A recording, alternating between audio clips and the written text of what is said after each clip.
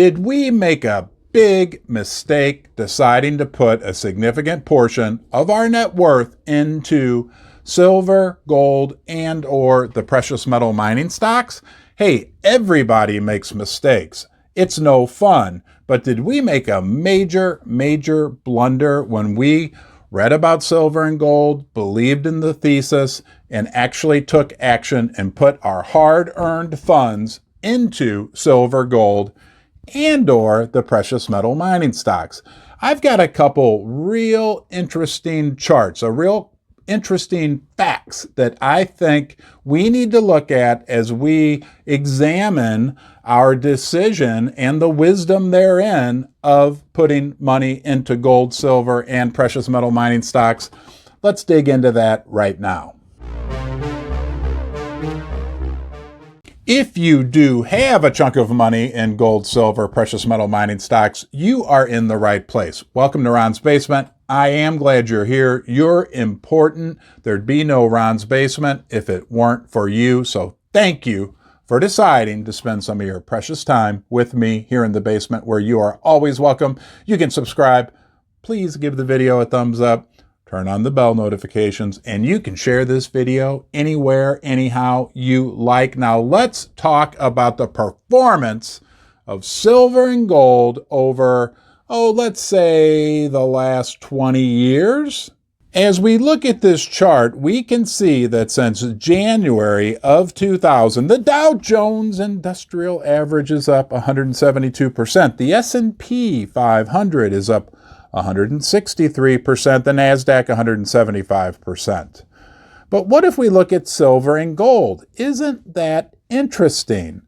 From those same dates through July 15th of 2022, silver's actually up almost 250%, and gold almost 500%. Silver and gold both substantially beating the Dow, S&P 500, and NASDAQ in performance since January of 2000 through today. So when we hear people badmouth gold and silver, which they often do, we need to keep things within context, right? Now, look, you can cherry pick other dates where the comparison's not so great. But if we just look at this comparison, it's hard to argue that silver and gold have not performed since the beginning of the new millennium.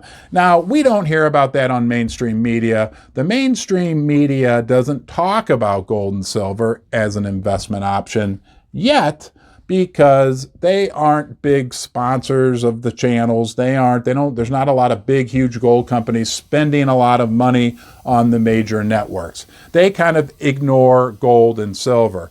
But boy, could it be a powder keg if just a sliver of all that other money that's out there in stocks, bonds, real estate, crypto, everything else, decides to come into our beautiful little sector of gold and silver. And here's another fascinating fact about silver. I found this on Wall Street Silver last night and just had to share it with you in this video. In 1971, an average house cost about $25,000. Silver was $1.50 back then, and it took 16,250 ounces of silver to buy that house. Today, that same 16,250 ounces of silver still buys the same house. And this guy says, I rest my case. End of class. I mean, think about this. Does silver hold its value? Well, there's some good proof right there, okay? If in 1971 you had saved up $25,000 to buy a house and didn't buy the house and just kept that money in dollars, right?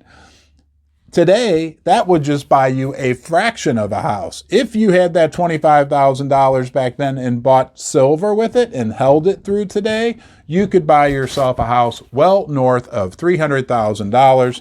Now look, in 1971, I was just 1 year old, and my parents will attest to the fact that the first few words out of my mouth to them was, buy silver. So no, you're not dumb. I'm not stupid for investing in gold, silver, and precious metal mining stocks. It wasn't dumb 5 years ago. It wasn't dumb 50 years ago, 500, or even 5,000 years ago. These metals have held their value for that long.